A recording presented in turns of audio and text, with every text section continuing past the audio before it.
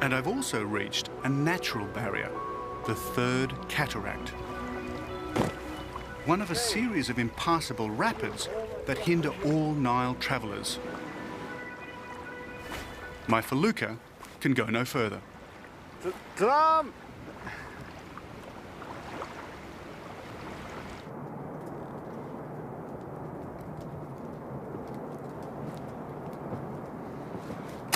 And as if to rub in the point, on the cliff high above the cataract, there is an old inscription warning of danger ahead.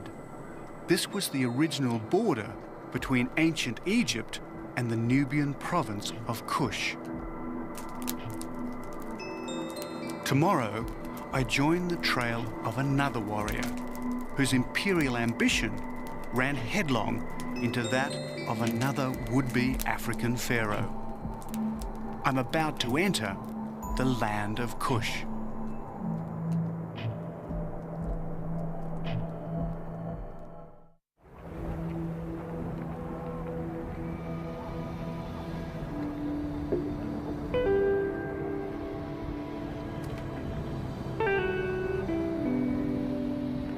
The following day, sunrise is obliterated by a desert storm.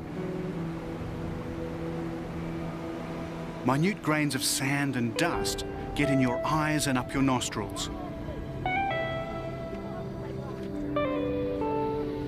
Sandstorms like this are commonplace in the Sudan and most of North Africa, and they don't make a photographer's life any easier. I'm on the Nile on my way to Dongola, where I hope to catch an old steam ferry. In it, I hope to travel to Karima, round the great S-bend of the Nile.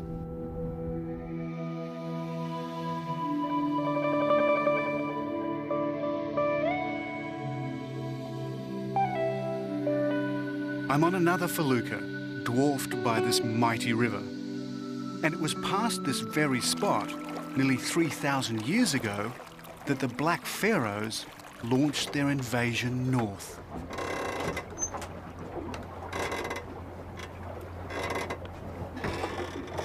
Now wind the clock forward to just over a century ago, and we find that history repeats itself. In 1896, a conquering army also sailed past this very spot, but this one was heading south.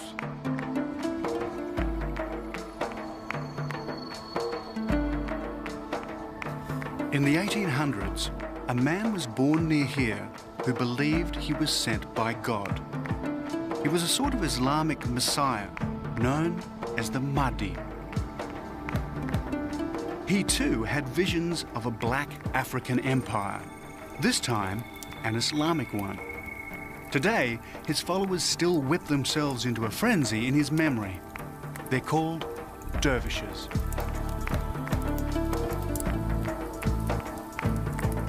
"120 years ago, a dervish army launched a holy war to end British colonial rule. They killed the British commander, General Gordon, at Khartoum. It was 10 years before his death would be avenged. And when vengeance came, it came in the form of this man, Lord Kitchener, later to become one of Britain's most outstanding generals. Kitchener was determined to destroy the dervish army. And to get at them, he used the River Nile.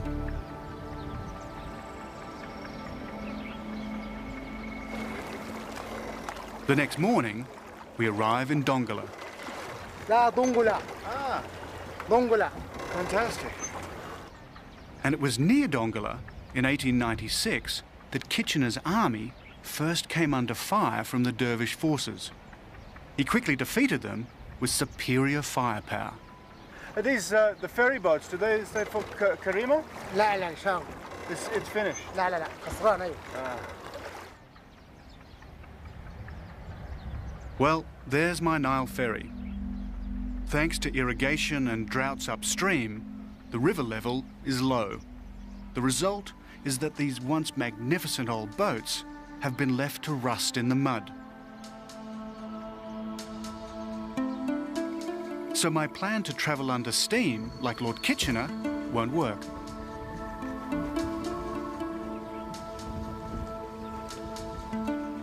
It's a riverboat graveyard. This is all that's left of a riverboat culture that grew up along the Nile. It was based on British imperial power, but it was romantic just the same.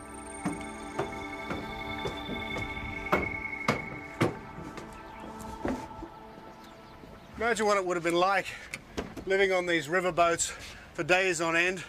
Really like Agatha Christie in Death on the Nile. First-class passengers would have been reclining in these lovely little cabins, drinking their gin and tonics, while the Sudanese all rode down below. It's still about 500 miles down to Khartoum, and it would have been quite a long trip, but in a boat like this, in those days, would have been wonderfully luxurious.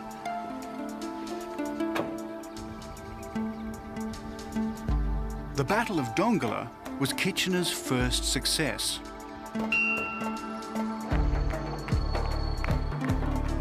Dongola is famous for its markets, stacked with produce from the Nile. Today, as in 1896, there's enough food to feed an army. And it's in these markets that I meet Ramadan. Ramadan is also bound for Karima. He tells me there's only one way to get there quickly, but it means abandoning the river and going by bus. So how long does the bus take to get to Karima? 2 days. Yeah? Yeah, they take 2 days and desert and many sand and yeah. But Karima is very beautiful also. Yeah, no, I'm looking forward to it. And Jebel Barkar. Jebel Barkar, and there is a pool also. But yeah, and you were stopping in Karima? Yeah, we stopped in Karima. Yeah. That's the good news. The bad news is that the bus doesn't leave until the day after tomorrow. So it's 2 days waiting. Yeah, that's waiting.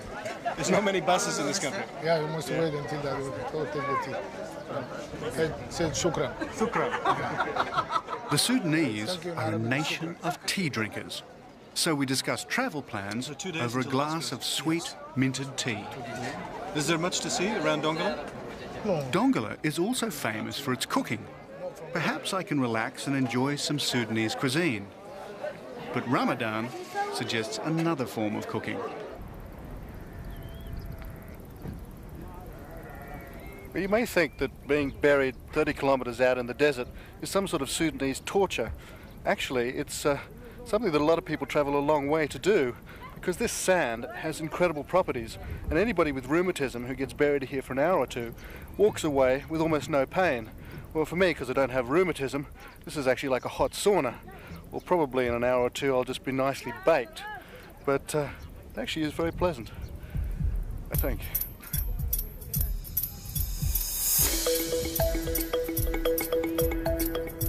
Ramadan, could you grab my hat?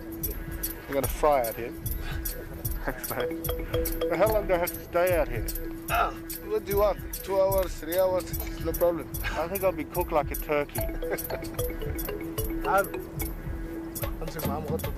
It reminds me of an ancient funereal custom of the Black Pharaohs.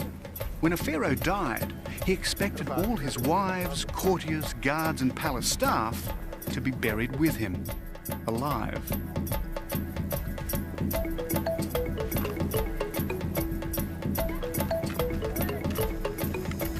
It's getting hot, very hot.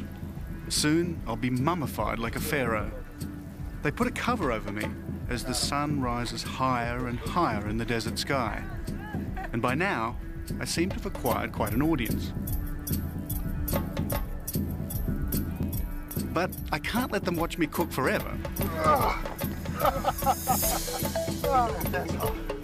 We must get back to Dongola. We've got a bus to catch. It's a 200-mile journey, which means a 12-day camel ride with a caravan. I'm very glad we've got a place on this bus.